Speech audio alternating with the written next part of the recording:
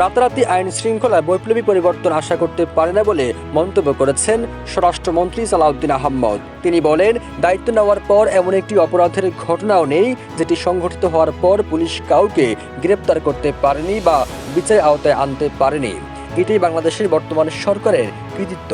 বুধবার নয়াপল্টনে বিএনপি কেন্দ্রীয় কার্যালয়ে পবিত্র ঈদে মিলাদুন্নবী উপলক্ষে দোয়া ও মিলাদ অনুষ্ঠানে এই মন্তব্য করেন স্বরাষ্ট্রমন্ত্রী।